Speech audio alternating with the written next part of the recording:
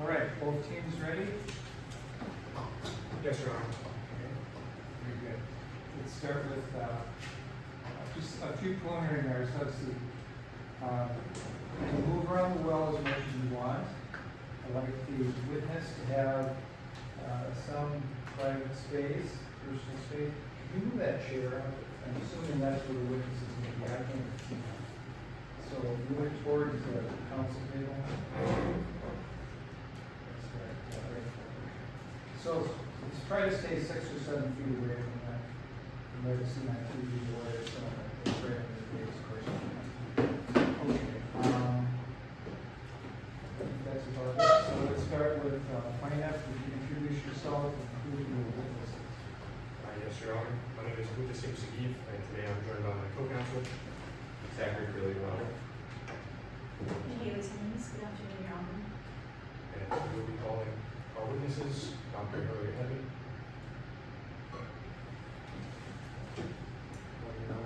private investigator Jordan Nathanson, Good afternoon, Your Honor. and photojournalist Hillary Edmond. Good afternoon, Your Honor. Please see. All right. Defense, introduce yourselves as well. Good afternoon, Your Honor. My name is Arushina Skara, and I'm joined here today by my co-counsel, Kaylee Kim, Good afternoon, Your Honor. and Matthew Chip. Good afternoon, Your Honor. And today we are representing the defendant, Taylor Hobson, in today's proceeding. Taylor Hobson is a party representative. Good afternoon. Our witnesses are Rory Shelton, Good afternoon, Your Honor. Kelly Deuce, Good afternoon, Your Honor. and Taylor Hobson. All right. Preliminary matters from the plaintiff. Yes, Your Honor. First, the plaintiff has prepared a bench book being relevant case materials. The defense has had the opportunity to review this bench book and look at tender at this time. Please bring it forward. Your Honor, we'd first like to pursue to Rules 603 and 615, designate Shannon Shahid as our party representative and sequester all other non-party witnesses. That's the word. And we'd also like to call your attention to stipulations 20 and 22. That will be on page 2 of the stipulations.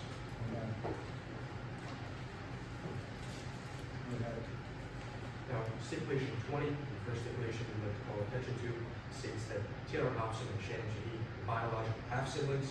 They share a father named Avery Bancroft. They do not have any other siblings. Taylor Hobson is the older of the two, and Avery Bancroft has no other children.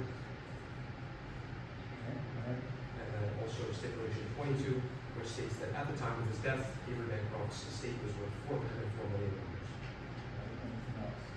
That's what we got. Preliminary matters from the defense.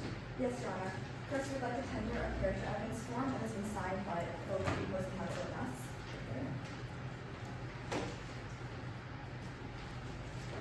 We would now like to bring up a few stipulations. The first is stipulation 6, and the stipulation should be located on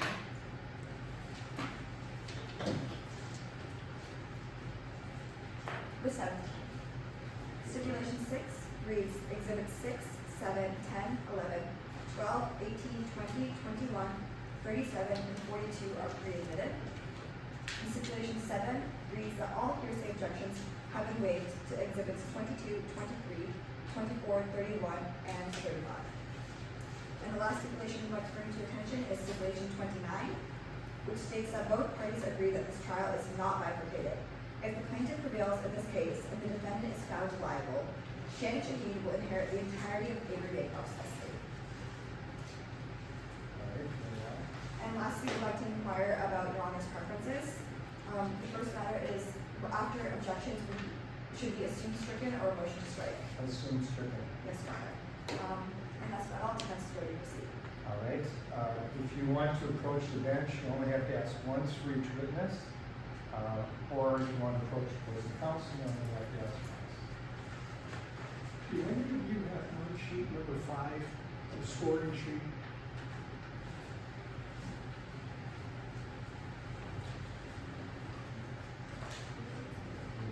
We may need to run in different.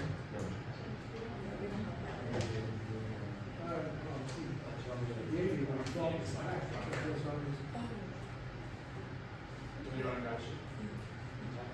I need sheet number 5, the scoring sheet. Okay? Just ask the guys who read up. You can start, because by the time it gets here, I know we have to make up one. I don't want to kill your time.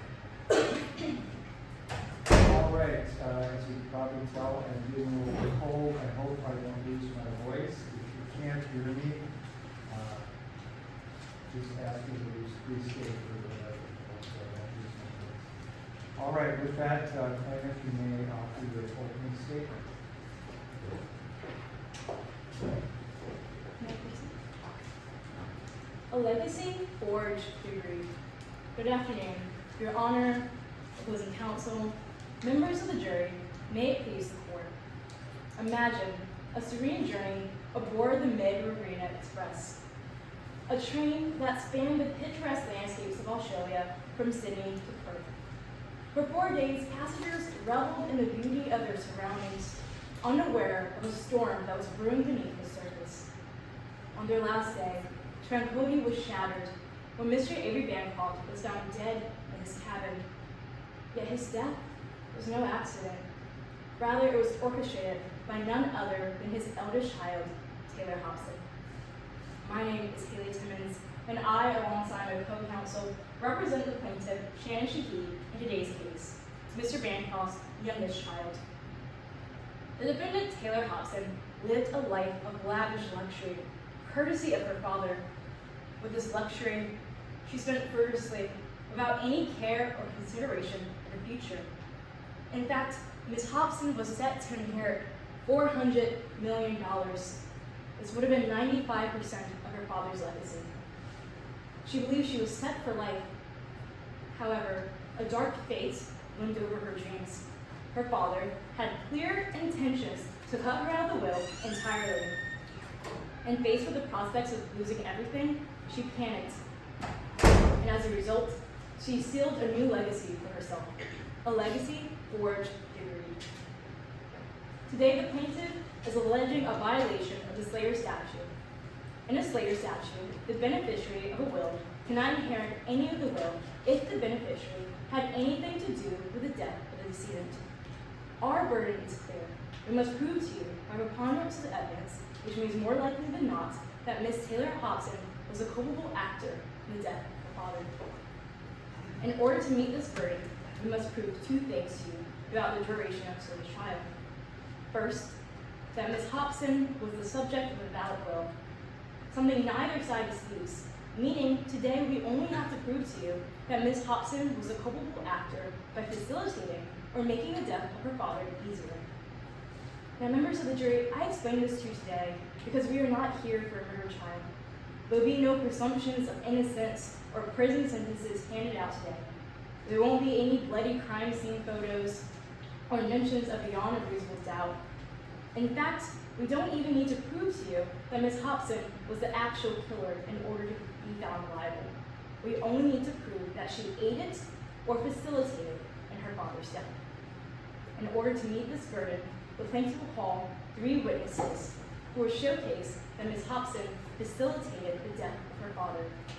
Our witnesses will show that Ms. Hobson not only had the motive, but the means to do so.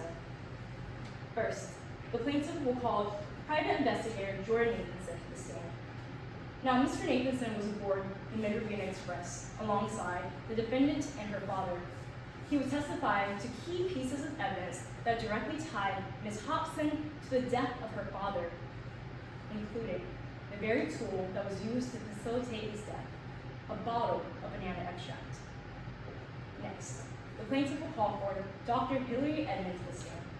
Dr. Edmonds would testify to the victim's medical vulnerabilities to potassium. The victim suffered from chronic kidney disease, and a potassium-rich substance like banana extract will have been 6 times more than what the victim should have been consuming. Not only that, but Dr. Edmonds would testify to seeing the defendant with this banana extract. And lastly, members of the jury, the plaintiff will call Ms. Harley Kim to the stand, a photojournalist who was also aboard the MRE. Ms. Kim would testify to hearing about Mr. Bancroft's intent to change the will, and how Ms. Hobson was also aware of this will changing. Ms. Kim will also testify to seeing Ms. Hobson with the bottle of banana extract. A legacy forged through greed. This is a narrative that the plaintiff is here to unravel for you today. And by the end of today's trial, my co-counsel, Zachary Creel, will come forth before you and ask you to deliver the only just verdict the evidence demands, to find Ms. Hobson liable because she forged a legacy through greed. Defense open, Sorry for the intrusion. And so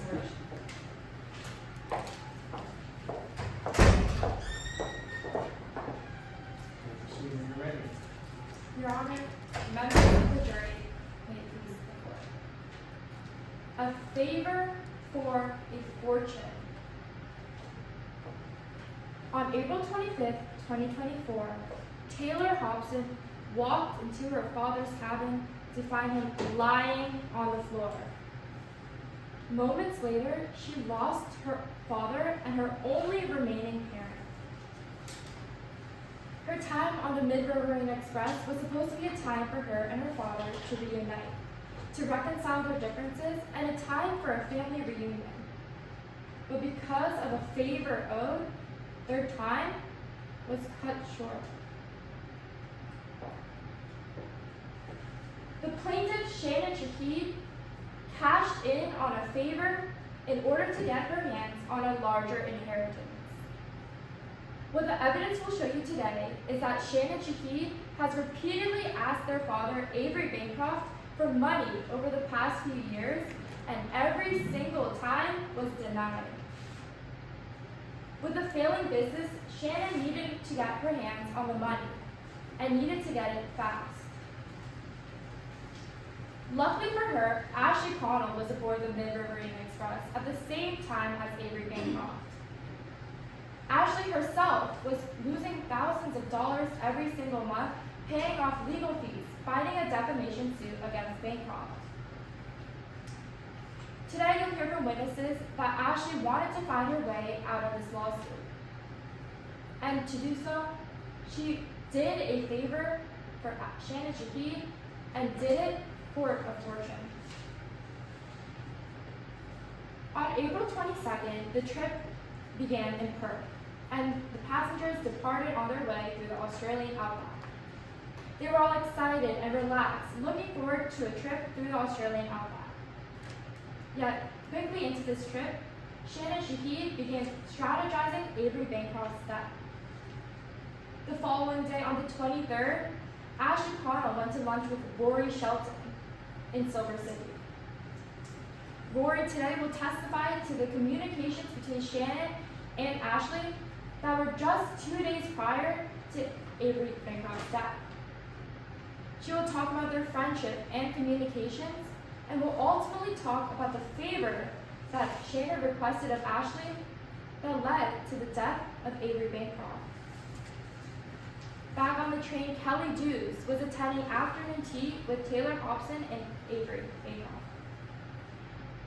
As a partner of Taylor Hobson, Kelly Dews will testify to the first-hand rocky relationship, the rocky relationship that she witnessed firsthand between Shannon Shahid and Bancroft. She will testify and talk about the disdain that Shannon held for Bancroft that ultimately led to this final request. On April 25th, 2024, Taylor Hobson lost her father. After having to traumatically witness her father die in front of her, she is now being brought to court by absurd accusations that Shannon Shahid is bringing forward. Today, Taylor will talk about both her lack of motive and means, and will ultimately talk about the absurdity of these allegations. Now, let's take a step back and look at these proceedings as a whole. The plaintiff is bringing forth a lawsuit pursuant to the Slayer statute, which means that any person responsible for the death of another may not benefit from their death. In doing so, the plaintiff must prove by a preponderance of evidence that Taylor Hobson killed her father. Only they hold the burden of proof. This means that at the end of this trial, if you find yourselves 50-50 on this matter, you must find Taylor Hobson not responsible. Luckily for you, today the evidence will show that Taylor Hobson did not kill her father. Rather, Shannon Shahid cashed in on a favor for a fortune. At the end of this trial, my co-counsel Mohati Chidi will come before you and ask you to find the only verdict that has been compelled by the facts of this case, and will ask you to find Taylor Hobson not liable.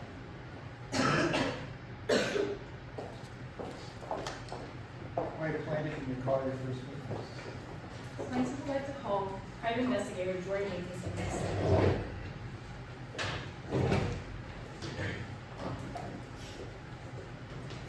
Can you please introduce yourself to the jury? Hi, my name is Jordan Nathanson. What do you do for a living? Actually, I own my own private investigating firm. We team up with families, individuals, and sometimes local law enforcement to help solve an array of different problems. Mr. Nathanson, how long have you been working within your field? Years, 31 to be exact. 20 of them I spent at the FBI under the Behavioral Analysis Unit. The last 11 I spent building up my own firm, and now proudly boast 34 employees. In what capacity are you testifying to the members of the jury today? I was retained by the plaintiff as both an eyewitness and investigator to the scenes that occurred on the Mid-Riverina Express from April 22nd to April 25th. Are you being paid for your time here today? Yes, I am. I'm being paid an industry standard contingency fee. Now, what exactly is a contingency fee? A contingency fee means that I will receive a small percentage of whatever Mr. Shahid inherits. Now, let's move on to the events that took place on the train. What happened of note when you first boarded the train on April 22nd? That day started pretty uneventful until that night's welcome dinner. That's where you meet all the other passengers. When I got there, Taylor Hobson and his father, Avery Bancroft, were in the middle of a heated conversation. What do you mean by a heated conversation? Taylor was yelling at Avery about how Avery was going to change his will, and how Taylor didn't want that to happen. What happened after you heard this conversation? After that conversation, sorry, can you repeat the question? Yes. What happened after you heard this conversation? Well, was there anything, did you ever hear any other mentions of the will changing after this conversation? Yes. The next day, Avery Bancroft was discussing with a train employee about his will. Why would Mr. Bancroft be talking to a train employee about his will? The train employee's mother was Bancroft's estate Objection, Your lawyer. Honor, to speculation. This question is asking the witness about their knowledge of Avery Bancroft's will and why Mr. Bancroft would want to change it. And they're clearly speculating into Mr. Bancroft's mindset. And therefore, we stand by the fact that this is a speculative testimony. Argument? Your Honor, if I may proffer, my witness will go on to testify that this is not speculative in nature because Mr. Bancroft goes on to mention that the train employee's mother was actually his lawyer who worked at the law firm, and the lawyer was going to be called in order to change Mr. Bancroft's will. Your Honor, Argument? if I may respond. The question is asking Mr. Nathanson why Mr. Bancroft would change his will. And that is clearly speculating into what Mr. Bancroft wanted. Your Honor, my question was not why would Mr. Bancroft be changing his will. My question was why was Mr. Bancroft talking to a train employee? Correct. Objection sustained. Your Honor, we asked to strike this previous testimony. It's automatically stricken. All right, thank you, Your Honor. moving on, what happened after you heard this conversation? After I heard that conversation, I looked out the train window and I see Taylor Hobson sprinting to catch the train. It struck me as pretty odd, Why would Miss Hobson running to this train strike you as odd? because by that point, everybody on the train, every passenger had been back, except Taylor, who was sprinting to catch the train. We were departing in 2 minutes. They had this bag that was juggling up and down, and this pair of sunglasses that was literally about to fall off their head. What happened once Miss Hobson reached the train? They told me they had just got back from shopping from Schur's Tool and Craft. They then began to pull the items out of their bag. What were these items? It was a bottle of sunblock, a bottle of banana extract, and then a receipt. She then threw out the receipt and took the items to their room. Now, earlier you mentioned hearing a heated conversation between Mr. Bancroft and Miss Hobson. Was that the last time you ever saw the two of them interact? No. The next morning I saw them interact. It started when I walked out to the train's lounge section. Avery Bancroft, he was writing up a note when I sat down next to him. I guess he trusted me a lot because he showed me the note. Mr. Nathanson, would you recognize this note if I presented it to you today? Yes, I would. Let the record reflect I am approaching opposing counsel as been previously marked in Exhibit 42. Is that a copy of the copy? We only have one for the book. All right. Do you mind if I get this over the phone? Yeah. Would your honor set the courtesy copy? And let the record reflect that Exhibit 42 is already pre-admitted, and I'm approaching my witness as been previously marked in Exhibit 42. Mr. Nathanson, what is it that I just handed to you? This is the note that I saw Avery Bancroft drafting. And what exactly does this note entail? Well, it pretty much expresses his disappointment in his Objection, son's Your end. Honor, to hearsay. This exhibit hasn't been entered into evidence, so opposing counsel can't question the witness about the contents of this exhibit without entering it into evidence Are you first. offering it? Yes, Your Honor, this exhibit is pre-admitted. Exhibit 42 is received. All right, Your Honor. Mr. Nathanson, what exactly does this note entail? The note entails Bancroft's disappointment with his son Taylor. At the top, it's addressed directly to Taylor, and there's some lines in here that say things such as, "I still hope you'll learn how to stand on your own 2 feet. Only time will tell. Ultimately, it will be up to you." Mr. Nathanson, you can set that aside. What happened after Mr. Bancroft drafted this note? He took it to Taylor's room. The next thing I heard was the familiar shouting that I heard all trip. Then Taylor stormed out of his room. He was followed by Bancroft. Objection, Your Honor, to lack of foundation. The witness hasn't laid any foundation to any familiar shouting they might have heard. We ask that opposing counsel lay that foundation to show how the witness knows and is familiar with the shouting. Your Honor. Argument? Your Honor, my witness has already testified to hearing an argument between Ms. Hobson and her father, Mr. Bancroft, on the first day. Therefore, it's within my witness's rationally based perception to say that this is familiar in arguments of how argument sounds, of loud screaming matches. He's just saying that it sounded familiar to him, because at this point it did. All right, the objection sustained is placed on Thank you, Your Honor. Mr. Nathanson, was this argument similar to other arguments you've heard between Ms. Bancroft and Ms. Hobson and Mr. Bancroft? Yes, I remember the first day when I heard them arguing. They had this back and forth kind of. Sometimes they'd be screaming. It was mostly yelling. It was loud. And then I heard it again after Bancroft took the note to Taylor's cabin. And what happened, once again, after Mr. Bancroft drafted this note and gave it to Ms. Hobson? Well, they started arguing, and then Taylor stormed out of his cabin. He was followed by Bancroft. How did Mr. Bancroft seem after this interaction? Judging by the look on his face, he looked visibly scared. Was this the last Objection, Your time? Honor, this is speculation.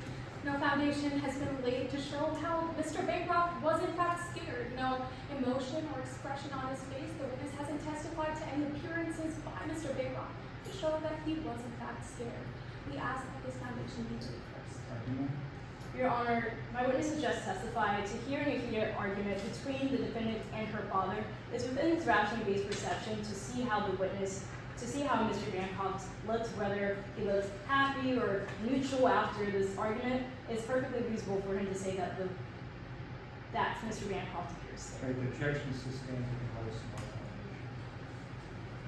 Mr. Nathanson, how did Mr. Bancroft look after this argument? What was he looking like, or did he have any expressions on his face? Well, he looked pretty pale. I don't think he saw a ghost, but his eyes were about as wide as they could be. His mouth was dropped. He looked scared. Was this the last time that you ever saw Mr. Bancroft? The last time I saw Mr. Bancroft was the next morning. He was dead. And did you conduct an investigation following the death of Mr. Bancroft? I did. I conducted an investigation parallel to that of the Australian Federal Police. We looked at the same scenes, we recovered the same items, and we observed the same passengers on the train. Now, Mr. Nathanson, what, if any, physical evidence did you recover? Oh, we recovered a handful of items, 3 of which I find to be the most important. And let's take these items one at a time. What was the first item that you discovered? The first item that we discovered was a pair of sunglasses found in Taylor Hobson's room. Would you recognize the sunglasses if I present them to you today? Yes, I would. Let the record reflect on the approaching closing counsel what's been previously marked as Exhibit 34A. And Your Honor, we now have a courtesy copy because these are the same sunglasses that Mr. Nathanson found in his defendant's room. And let the record reflect on the approaching witness what's been previously marked as Exhibit 34A. Mr. Nathanson, what is it that I just handed to you? This is the pair of sunglasses that are recovered from Taylor Hobson's cabin. Are these fair and accurate? Yes, they are. Have any changes been made or altered in any way? From when I recovered them, no, but it's important to note that they are missing a lens. At this time, the plaintiff motions to enter Exhibit 34A into evidence. objection. None, Your Honor. Exhibit 34 is received. Mr. Nathanson, you mentioned a missing lens. Would you recognize this missing lens that were attached to these sunglasses if I present them to you today? I would be able to. We also found the missing lens on the train. It was in Avery Bancroft's cabin. The record reflects an approaching closed counsel was previously marked as Exhibit 34B. This is Exhibit 34B, and let the record reflect an approaching eyewitness was previously marked as Exhibit 34B. Mr. Nathanson, what is it that I just handed to you? This is the missing lens from the sunglasses that we recovered in Taylor Hobson's cabin. Objection, Your Honor. To lack of foundation, the witness testified that they found it. He explicitly said, we found the missing lens. He didn't testify to how they found this lens or who the other parties are who they found it with. We ask that this foundation be laid. Your Honor, this foundation is already laid because my witness has already previously testified that he worked with the Australian police during this investigation. Argument. Your Honor, the witness did not testify to working with the Australian authorities in their prior testimony. If that is their contention, we ask that that foundation be laid. Objections overruled. You may And continue. Mr. Nathanson, this lens was found where again? It was found in Avery Bancroft's cabin. And this is a fair and accurate, this is the same lens that you found, it's fair and accurate? Yes. No changes have been made or altered in any way? No changes have been made. Your Honor, at this time, the plaintiff motions to enter Exhibit 34B into evidence. Any objection? None, Your Honor. It's received. Now, you mentioned a last piece of physical evidence that you recovered. What was this last piece that you recovered? The last piece of evidence that we recovered was a receipt from Sure School and Craft. We found it in the train's platinum lounge in one of the trash cans. Would you recognize this receipt if I present it to you today? Yes, I would recognize it. Let the record reflect on approaching and closing counsel with President previously marked as Exhibit 31. Would Your Honor send me a courtesy call? Please. Let the record reflect on approaching the witness with President previously marked as Exhibit 31. Thank you. What is it that I just handed to you, Mr. Nathanson? This is the receipt that we recovered from the train. Is this a fair and accurate copy? Yes, it is. Have any changes been made or altered in any way? No, no changes have been made. Your Honor, at this time, the plaintiff motions to enter Exhibit 31 into evidence. No objection. None, Your Honor. It's received. Mr. Nathanson, what items are listed on this receipt? There are 3 items listed. One being a bottle of sunblock, SPF 85. The other being a pair of regular sunglasses, and then the third one being a concentrated bottle of banana extract. And what time is listed on this receipt exactly? The time is in Australian time, it's 1857, so for us in the States, that's 6:57. Is this time significant at all? It is, because every passenger on the train had been back by that point, except one, Taylor Hobson. No further questions, Your Honor. Cross-examination. Yes, Your Honor.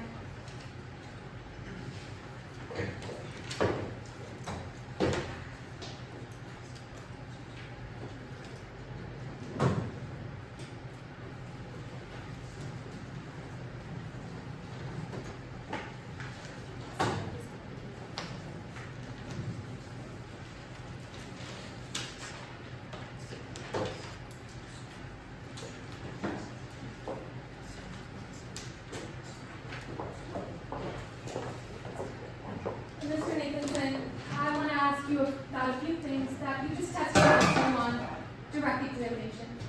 You said you conducted an investigation of the train, is that correct? Yes, I did. Is that your sworn testimony, that you conducted an investigation of the MRE? I believe my sworn testimony is that I conducted an unofficial investigation, if that's what you're getting at, but I conducted my own type of investigation, yes. So you just came up on the stand and you said that you conducted an investigation, is that right? Yes. All right. You wrote a testimony, you testified to a deposition before this trial. Yes, I did. You would recognize it if I were to present it to you today? I would. Your Honor, permission to approach the witness with their deposition. You may do so.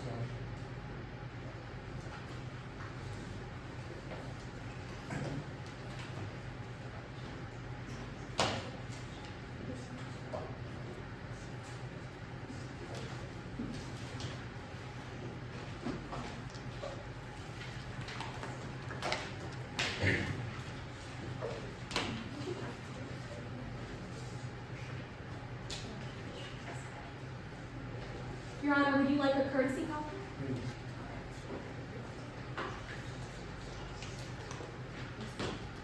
Your Honor, may I just ask what line opposing counsel is referencing? Absolutely, I was right about to tell you, opposing counsel, line 220, 219, and 220.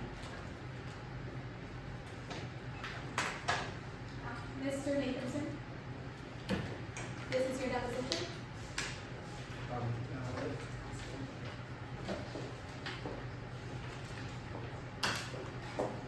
Can you flip to that last page? And that's your signature? Yes.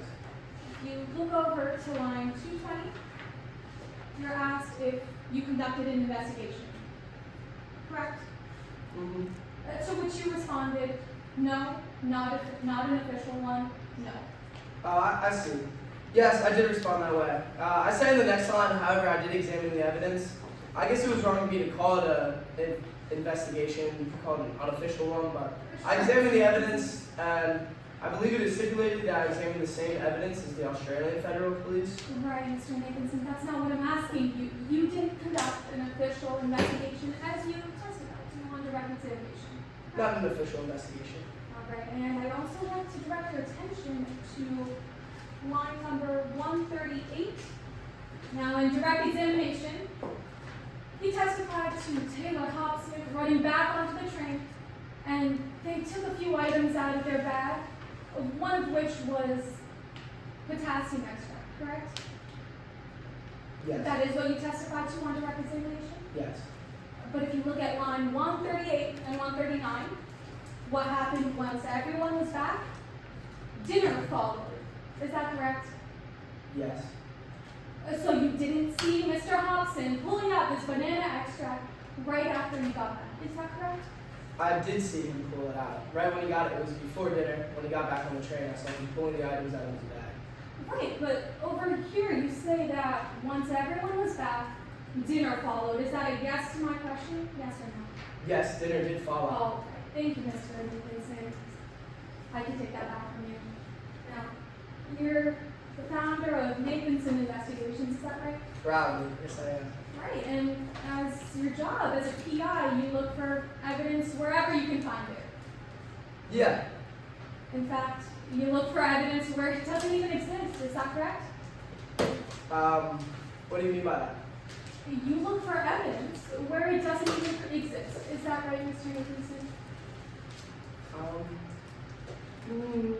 I'm a little bit confused, but I guess I'll say no. Your Honor, permission to approach the witness with Exhibit 2, which has been marked as the brochure for Nathanson Investigations.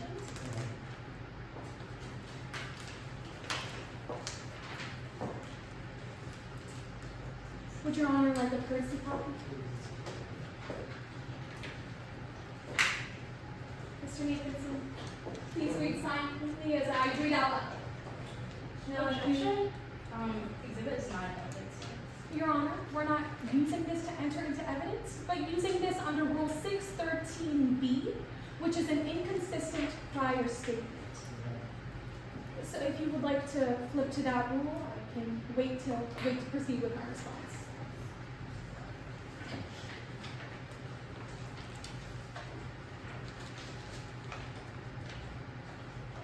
Your Honor, I just asked the witness if they look for evidence where it doesn't even exist, to which they said no, which is an inconsistent prior statement in accordance with their own brochure from the firm that they founded, Nathanson Investigations.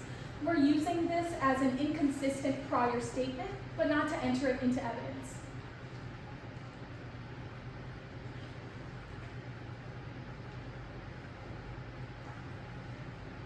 Go ahead. All right, Mr. Nathanson, if you flip to the back right there under surveillance, the last line says, if there's dirt to be found, and even if there isn't, we'll find it. Did I read that correct? Yeah, you did. One of my interns made this. I guess they threw in a little joke at the end. If there's dirt to be found, and even if there isn't, we'll find it. Of course, we don't look for evidence in places where it doesn't exist. It was a little joke. It was a little joke on a brochure that you advertise for your private investigative business. Yeah. All right, Mr. Nathanson, now I'd like to talk about your relationship with the plaintiff, Shannon. You work with Shannon? Yeah, I've done a couple cases for them. Right. You do about 3 to 4 cases for Shannon each year. Yeah. And Shannon actually hired you to investigate the death of their father. Is that correct? Well, I thought I didn't run an investigation, but they hired me afterwards to because I was an eyewitness and on the scenes that occurred on the train. But I ran my little investigation before Shannon hired me. You ran an investigation on the MRE before Shannon hired you. Did I hear that correct? Well, Avery Bancroft passed away, and then I examined the evidence on the train, and then Shahid talked to me afterwards and then hired me. Right, but on the train you didn't conduct an investigation. I examined the evidence. But you didn't conduct an investigation on the train. That's a yes to my question. No. And Shannon hired you after their father passed away to conduct an investigation. Yes. All right. Your Honor, permission to approach the witness with Exhibit 27, which has been marked as an email sent from Shannon Shahid to Mr. Nathanson. Would Your Honor like a courtesy copy?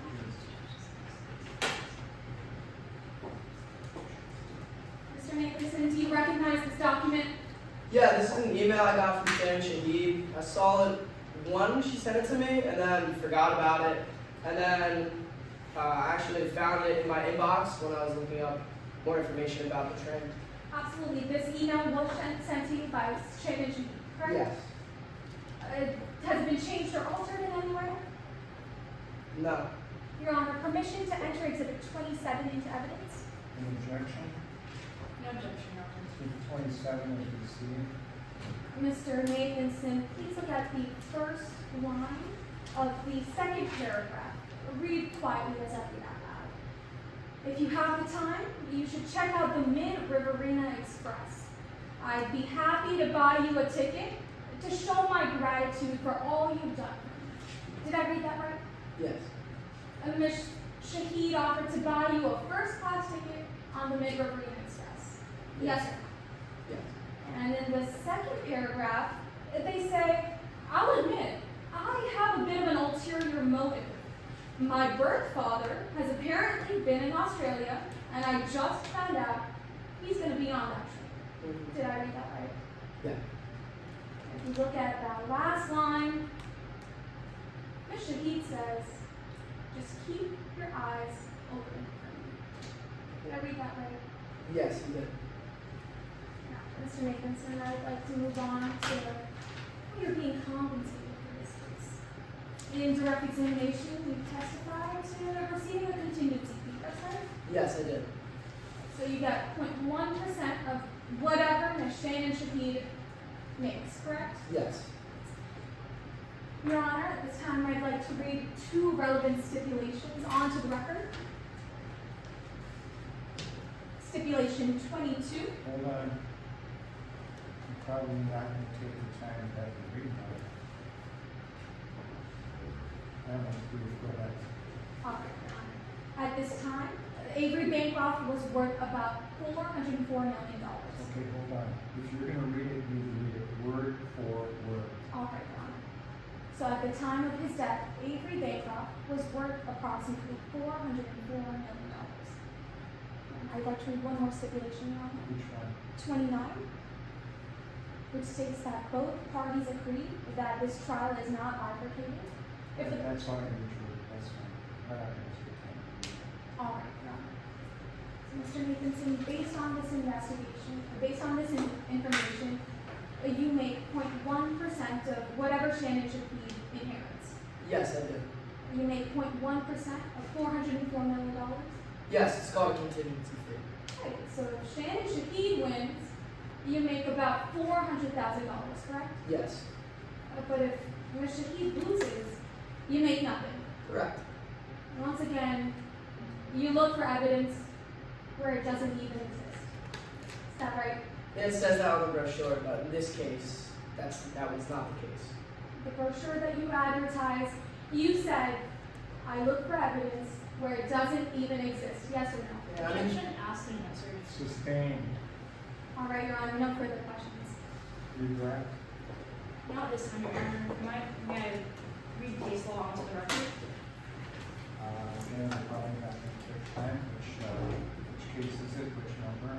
On page 11, and just directing Your Honor's attention to Patchen v. White, 2024 is the first case law.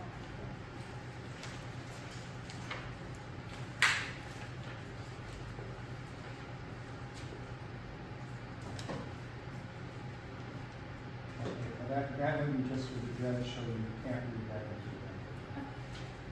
No redirect, Your Honor. All right. Witnesses excused. Plaintiff, you can call your next witness. Yes, Your Honor, the plaintiff calls Dr. Hillary Edmond to the stand.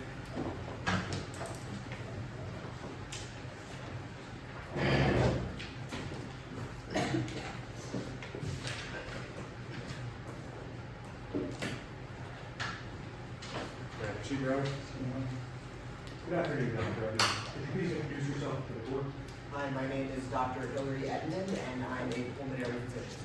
Dr. Edmond, what is your education of Dr. Edmond? I got my MD from Stritch School of Medicine, and I completed my residency in the University of Alaska Hospital System. I've been a doctor for 20 years back in April. And what other qualifications do you have? Well, I'm board certified in emergency medicine, internal medicine, and pulmonology, and as I stated, I ran my own practice for 13 years. Have you ever testified in court before? Yes, numerous times. I've been expert witness 14 times, retained by the plaintiff, and 15 times by defense. And what is your relation to today's case? Not only was I retained by the plaintiff to provide my expert testimony, but I also was a passenger on the Mid-Riverine Express, and I was in fact the primary responder to Mr. Bancroft's cardiac arrest. Are you being compensated for your testimony today? I'm being reimbursed for my travel expenses, and I'm being given a pretty generous stipend for food and drink. Now, as part of your preparations to testify as an expert witness, what was the process you underwent? There's a process that's typically the standard one that doctors in Midlands use called the DOC method.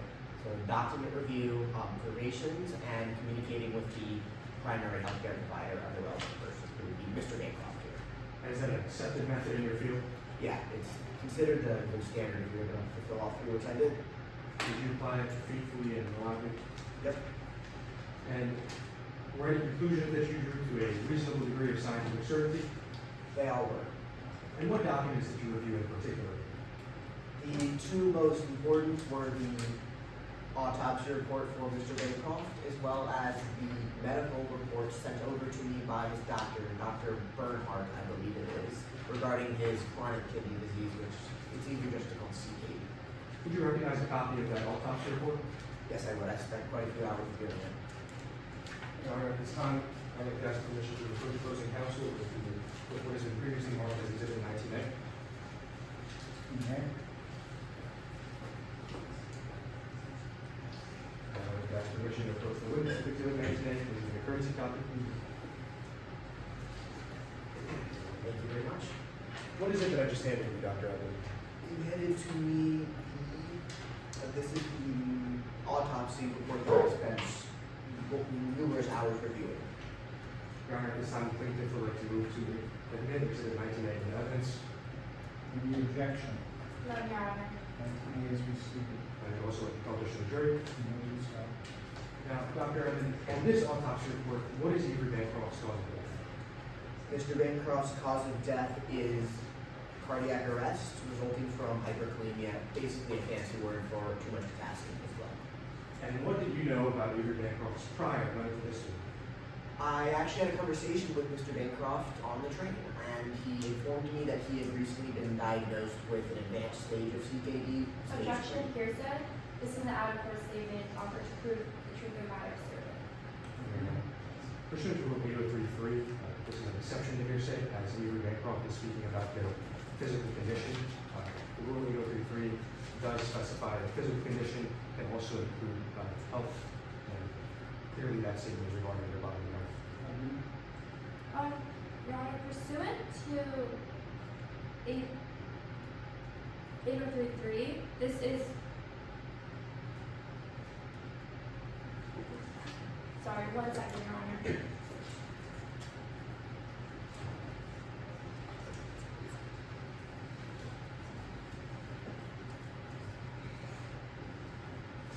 Withdrawn, Your Honor. Objections are trying to go. Right then. I'll re-ask the question. What did you know about Avery Bancroft's prior medical history? As I said, he informed me, it's sort of like a patient to doctor sort of talk, where that he had recently been diagnosed with a more advanced stage of CKD, stage 3. This means that his kidney function it's getting more dangerous territory. And what documents did you really corroborate that he had CKD? The two main ones I referred to earlier, this autopsy report states that his kidney size is consistent with at least stage 3 CKD, possibly stage 4 as well. And I also, the medical report his doctor sent to me, in that it's where he was being diagnosed with CKD originally, and he and his child accompanying him, Ms. Hobson. Would you recognize that medical report? Yes, I would. As I said, I spent quite a lot of time reviewing this. Your Honor, let the record reflect that I'm approaching the closing counsel with a pre-admitted as Exhibit 20. If you would a courtesy copy of that, there you are. Thank you so much. Now, in this physician's statement, who is stated as being present for the diagnosis? Other than the doctor, it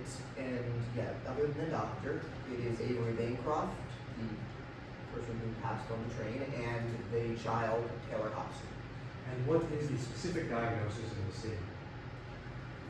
Chronic kidney disease. So what is chronic kidney disease?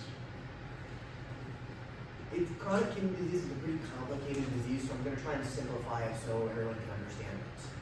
Kidneys' main function is to take toxins from the bloodstream, like potassium, and expel them from the body. In a person with healthy kidneys, they're able to do this to an appropriate standard to where if they ingest a lot of potassium, they should be fine. For patients like Mr. Bancroft who have this CKD, their kidneys not only reduce in physical size, but their filtering capacity and ability is greatly reduced to where potassium can cause grave conditions that can even end up in cardiac arrest. So Mr. Bancroft having stage 3, his kidneys could have been anywhere from 59 all the way down to 30% of the expected function, which is dangerous territory. So what would an individual with CKD have to do to manage their condition? The typical thing that a patient with CKD would do is take medication, which I saw Mr. Bancroft doing, and also they're supposed to manage their diet, but it says in the medical report that the doctor informed him of such, so. What medications was Adrian Bancroft taking?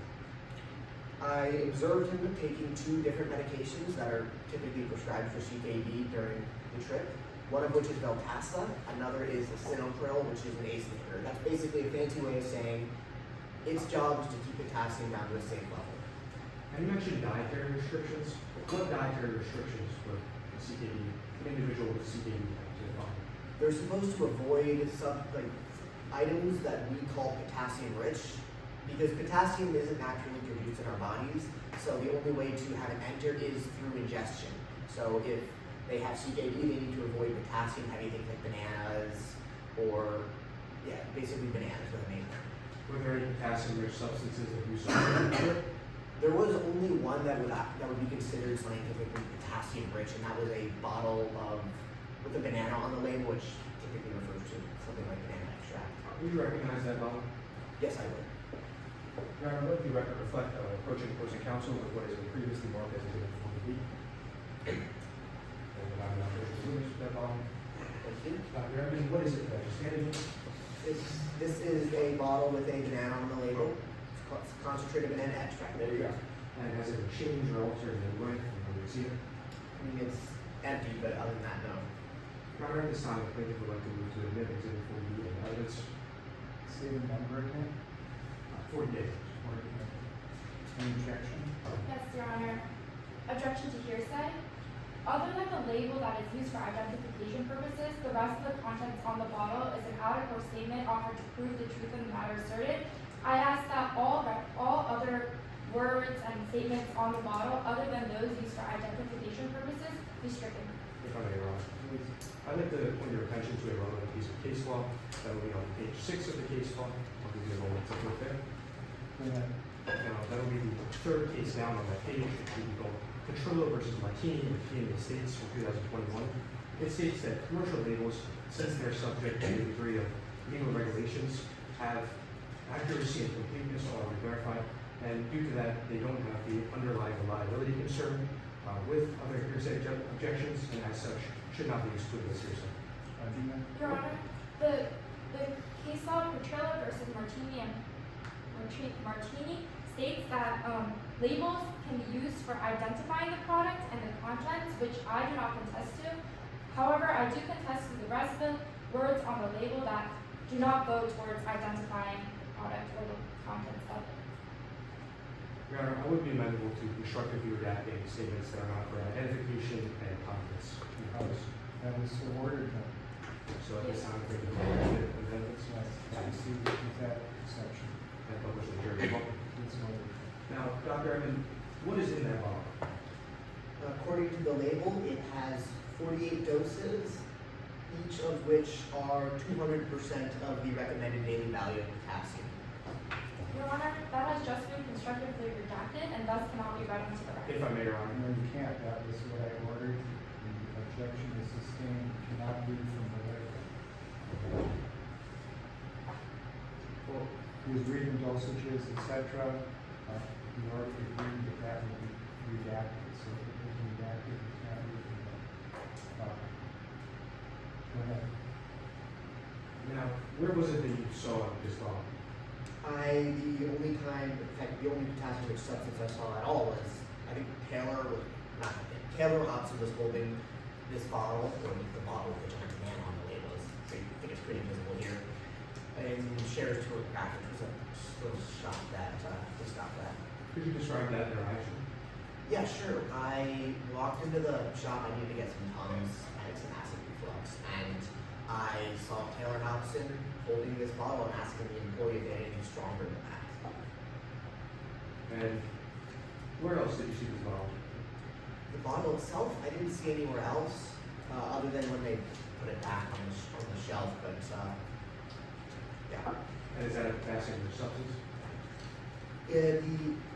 Based on the label's description of the bottle's contents, it is considered a potassium gold mine. It has 960 times the Your Honor. amount that would be considered potassium rich.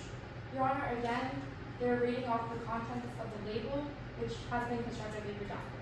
The witness didn't testify to anything that's on the label at this time. They're simply testifying to what they know about this bottle, whether or not this could be considered potassium rich.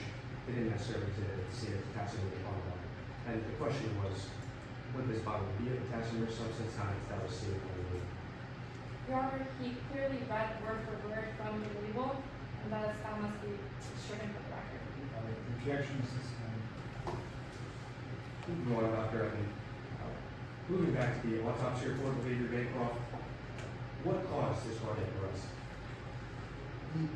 As I said, the cause of death is cardiac arrest, but cardiac arrest is pretty much always the cause of death because the heart stops. But what can cause the cardiac arrest is, as I think I mentioned earlier, hyperkalemia, fancy word for too much potassium in the bloodstream, because potassium is poisonous to humans. And as I think I stated earlier, the only way to get this is through ingestion. And when would that ingestion have to have occurred? His autopsy report says between 2 and 4:30 a.m. However, it also says if you do further calculations, you can narrow it down further. So I did those calculations and determined that the likely time of ingestion would have been between 3 and 3:30 a.m. prior to the victim's cardiac arrest, which started at 5-ish. Now, we'll move on to the date that Adrian Bancroft died. On April 25th, what happened? I was awoken to motion and pulse were out coming from the hallway, and I jumped into action. It's my job to save lives, and I was led by his personal assistant, Kirby Doolittle, to Mr. Bancroft's cabin where he was lying on the floor presenting signs of cardiac arrest. And what did you notice while in his cabin? There were a few things a little out of place, but other than a sunglass lens lying on the floor, I didn't really notice anything super odd. Would you recognize that sunglass lens you mentioned? Yeah, yes, I would. Who you have the sunglass lens? I want to reflect that what is it pre-admitted as Exhibit 34B. Is that the same sunglass lens you saw? Yeah, it is. And was there anything else you noticed while in the cabin? After Mr. Bancroft died, I remained with the body for a few hours until authorities came, so I got spent a good amount of time in Your Honor, objection. This is beyond the scope of their knowledge. That should, state the rule of evidence that you're saying. 602. This is their need for personal knowledge. Right, I understand. Argument? Your Honor, what exactly is it that opposing counsel is saying is beyond the witness's scope? Which part of the testimony? Can you clarify? Sure. So, goes beyond their scope of knowing anything about the sunglasses. Rule 602 states that the witness may not testify to a matter unless evidence is introduced sufficient to support a finding that the witness has personal knowledge on the matter. Yeah, that's right. And they cannot testify to knowing that these are Taylor sunglasses without laying that foundation. If I may, Yes. my witness hasn't said anything about these sunglasses being Taylor Hobson's, just that they saw that lens in Avery Bancroft's cabin, and that this is that same lens. All right, objections overruled. So, I'll re-ask the question. Was there anything else you noticed?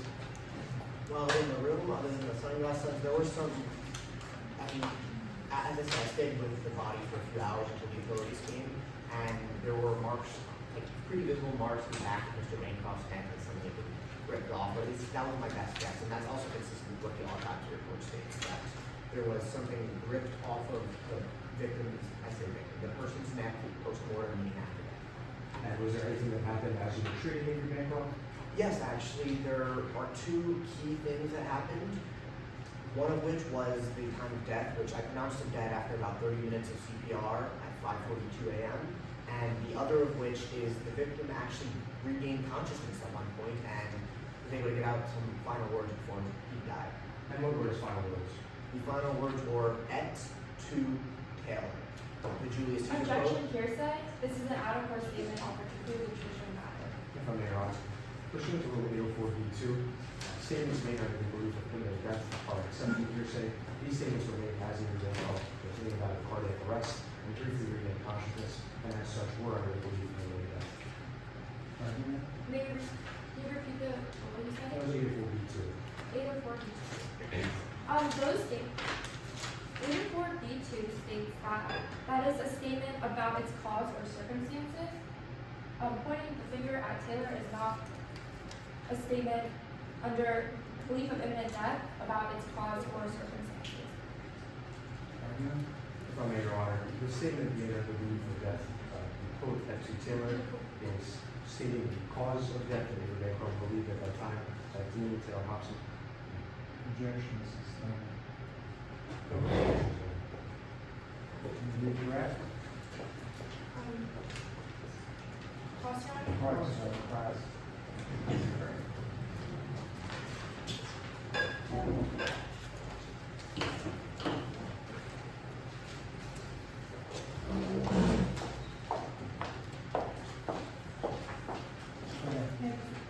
Good afternoon, Dr. Unlin. Let's start with your time before the mid-Riverine Express. You dissolved your private practice in August of 2022, isn't that right? Yes, I came under fire of basically a ripping ad campaign, so I lost quite a few patients. So this was due to reputational damage? Yes, And you would say that Avery Bancroft caused this reputational damage, correct? yeah, he funded a super PAC that made attack ads against my wife who was running for the spot on the Supreme Court of Midlands. So he funded the opponent, and these attack ads were pretty harmful to my business. So you first met Taylor Hobson aboard the train, correct? Yes, And when you learned that he was a child of Avery Bancroft, this soured your opinion of him? when I learned that she was a child, yeah, my opinion kind of soured. I mean, you typically would see kids typically like their parents. So when you first met Taylor Hobson, you had a soured opinion of her, isn't that right? Yes, I did. I don't know what to say. Now, I want to move on to your time before it's going to Hamburg. Ashley Connell asked you where she can find potassium, isn't that right? Ashley Connell, yes. Objection. Question over here, say Your Honor.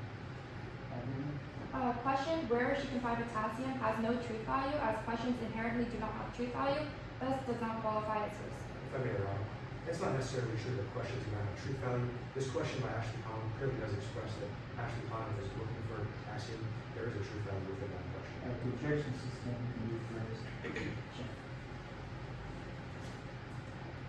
So, Ashley Connell asked you where to find potassium, isn't that right? Your Honor, I raise my objection to your statement. Well, it's, again, it's a question. It's over with. Go ahead. Sorry. Yeah, sure. Ashley Connell asked you where to find potassium, Yes. Yes, Ashley Connell. and you told her she can find it in Hamburg, right? I think I said there was like a pharmacy. Objection, hearsay. Your Honor, Yeah. I'm asking the witness about a statement that he said. Your Honor, if I may, I believe the question asked by the defense was, she told you you could find it in Condorf? Your Honor, may I restate my question? Sure, go ahead. You told her that she can find it in Hamburg, isn't that right? I still stand by objection. In that case, the statement of Dr. Emmett, that's still not a statement. Any argument? Your Honor, this is a cross. He's free to answer yes or no to a statement that he made. It's over with. So you told her that she could find it in Hamburg, isn't that right? Yeah, I'm a doctor. I get asked lots of questions. There's probably a pharmacy there, so I can't understand something like that.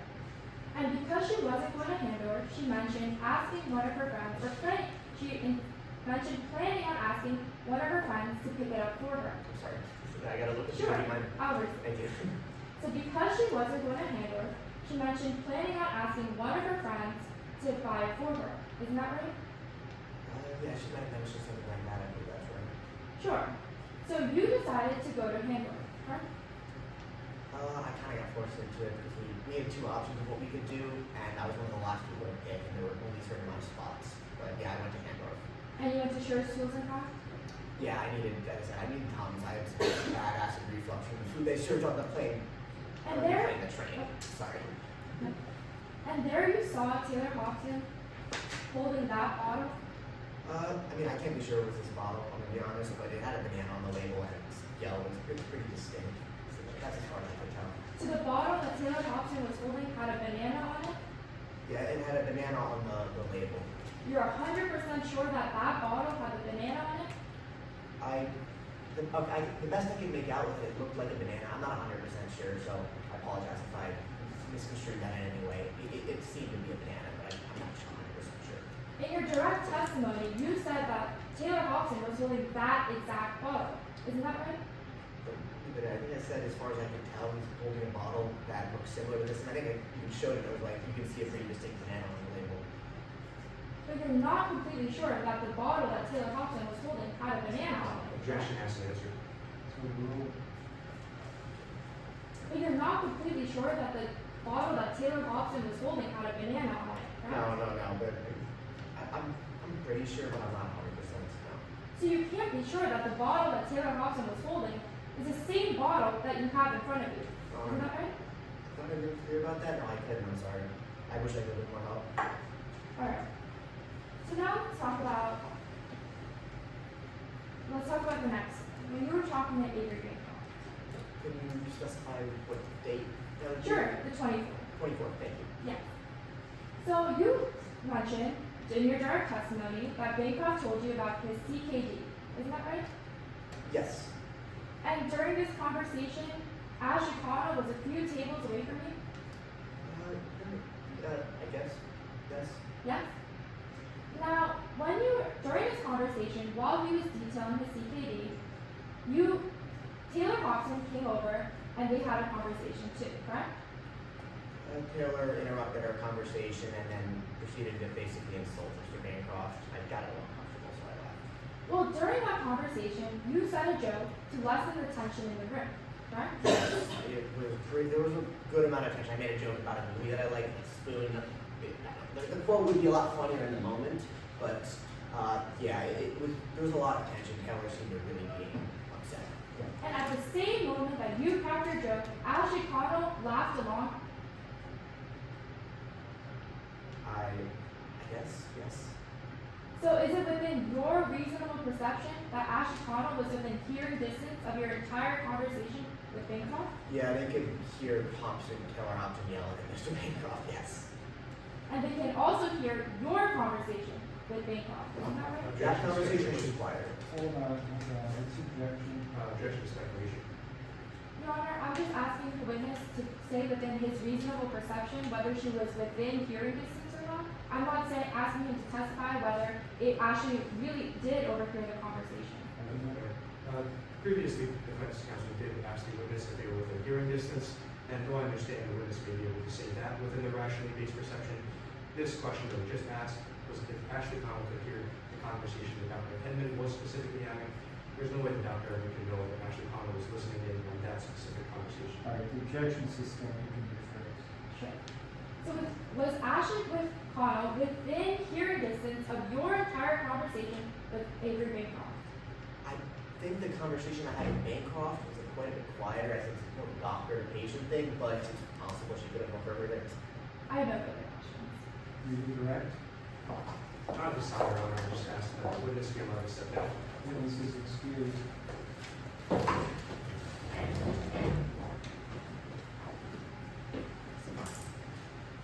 And calling answer. Yes, Your Honor. Before I proceed, can I get a brief time check just to see how much we have left? 3 minutes, 13 seconds. 3:22. Then at this time, the plaintiff calls Harley Finkelstein.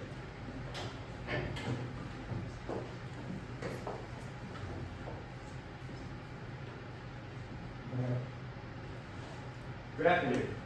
What do you do for a living? Hi, my name is Harley Kim, and I'm a photojournalist for the Bliss News Network. How were you on the MRA? I was on the MRA because I had gotten a phone call from my boss to be a camera operator for a confrontation that a reporter was going to have with Avery Bancroft about his recent controversies. That confrontation ended up occurring? That confrontation actually never occurred because the project fell through because the reporter didn't get to the train on time. However, I thought it was a great opportunity for me to conduct my own investigation and to boost my career. What days were you on the train? I was on the train from April 22nd to April 25th. I want to focus on what you witnessed or did on the 23rd and the 24th. Let's start with the 23rd. What did you do that afternoon? That afternoon, we all went, a couple of the passengers and I, we went to a excursion to a German village called Hondorf, and we went shopping there. Did you go to any specific stores?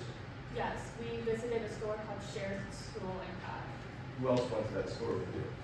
Well, primarily I went with Taylor and Kelly because I was following on with Taylor to get on my investigative angle.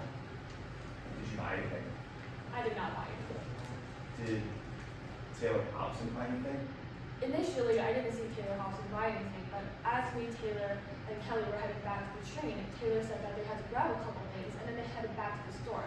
By the time I followed after her, Taylor had already purchased all of their things, and they were coming out of Shares School and Craft. They had sunblock and sunglasses and a bag in their hands.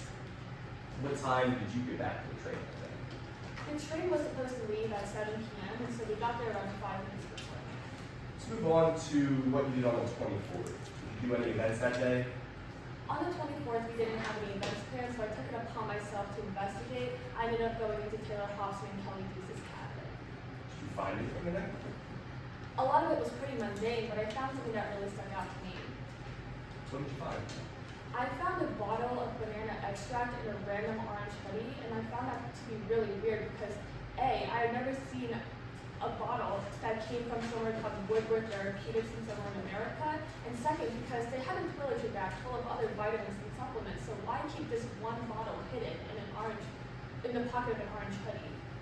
Did you recognize this bottle if you received today? I would. Can you retrieve that bottle with evidence? Yes. The witness is now holding what's been previously entered into evidence as Exhibit 40. Is that the same bottle? Wait, objection, Your Honor. As previously stated, we would like to redact anything on that bottle that is not for identification purposes. That's what it says. Is that the bottle that you saw on the 24th?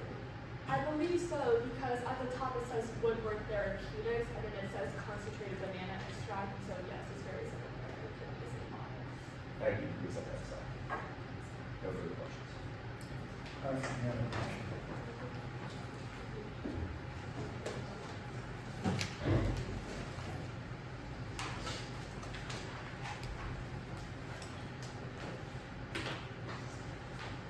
Good afternoon, Ms. Kim. I'd first like to talk about something you mentioned in your drug testimony. You mentioned that Hobson returned to Shares Tools and Crafts after Kelly Deese went back to the train. Is that correct? Yes. Is that your sworn testimony that he returned to Shares Tools and Crafts? I mean, I went back to the store and I saw Kelly coming out of the store. Not sure it's what happened. Is it your sworn testimony that after Kelly left the store, Hobson remained in Shares Tools and Crafts? No, I said me, Taylor, and Kelly headed back to the train together, and then while me and Kelly were heading back to the train, Taylor told us that they had to go and head back. So it's your sworn testimony that Taylor told you they're heading back to Shares Tools and Crafts specifically? No, they never said that specifically. I never said that they didn't say that. Ms. Kim, in your direct testimony, you did say that you went back to Shares Tools and Crafts and bought sunblock, sunglasses, and potassium extract. Objection, Your Honor. Even though this jurisdiction does not have a stenographer, this witness did not testify to those contents. They simply stated that the defendant walked back into Shares Tool and Craft and came out with a bag and 2 items. So they presumed that they purchased it from Shares Tool and Craft. However, they didn't watch them physically make the purchase. Argument? Your Honor, no one in this, I was getting into the testimony, no one in this testimony specifically states that Hobson went back to Shares Tools and Crafts specifically, rather than just stated Hondorf. The objection system. Go ahead, rephrase. I'll just move on then. I want to talk first about your job. As part of your job, you were involved in the defamation lawsuit. Is that correct? I was. I witnessed a horrible tragedy that happened at our network, and so I reported that, and then as a consequence of that, our news network suffered a defamation lawsuit. And following that lawsuit, you were demoted. Is that correct? yes. And you're hoping that by being here today and testifying and breaking this big story, you can be promoted? Promoted by testifying again today. Not really, but I did want to use this as an investigative opportunity and potentially for my career best. I've gone to the other passengers on the train. You conducted background research on all the passengers on the train. I did, yes. And in your research, you found a lawsuit filed against Ashley Connell. Yes, I did. If I had that lawsuit with me here today, would you recognize it? Yeah, I probably will. Permission to approach the witness with previously marked as Exhibit 23, and approaching the opposing counsel as well.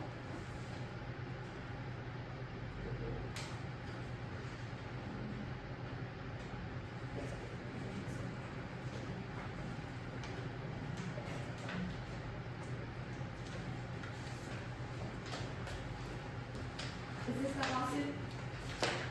I believe it is. Has it been changed or altered in any way?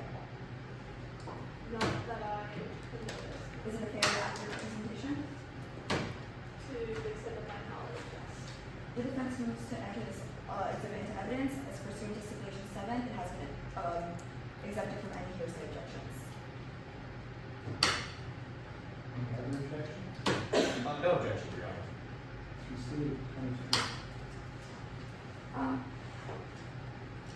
In your experience with the defamation lawsuit, those lawsuits can get pretty pricey, correct? My lawsuit involved an entire network. So yes, that was crazy, but that was because my entire company was being sued. So once again, defamation lawsuits can get pricey. I've seen it get crazy, yes.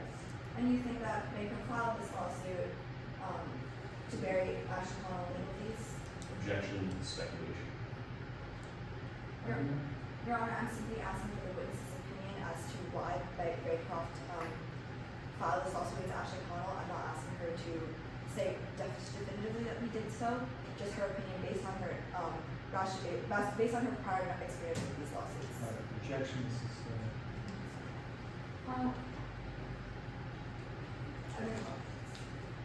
Here's that aside. Let's go on to April 24th. You snuck into Taylor Hobson's cabin, is that correct? Yes, I did. And when you were caught, you pretended to act drunk. Yes. And when you were there, you found an orange hoodie and a bottle of plastic extract. I found a bottle Of banana extract. correct, yes. But nobody else was there with you who could also say the same thing. I don't believe anyone else was in the room with me. And did you take any pictures? No, I didn't. You went to that cabin to find Darrell Baycroft. I went into the cabin to do some investigation. On it. See, to Taylor Hobson and Kelly's cabin. I mean, I don't know specifically about Baycroft, but as a broad investigation, yes. Sure. So you were a photojournalist looking for dirt, but you didn't document anything? I mean, as you mentioned before, I had a very short time period. I just went around to this seven, so I didn't not end up patiently taking pictures. Thank you, Ms. Smith. No further questions, Your Honor. Redirect. No redirect, Your Honor. I just ask that the witness be able to step down. At this time, the plaintiff rests their case in chief. Plaintiff witness is excused. We will take a recess. Take 5 minutes. We'll take 8 minutes. 4 o'clock on the nose. Sounds good, Your Honor.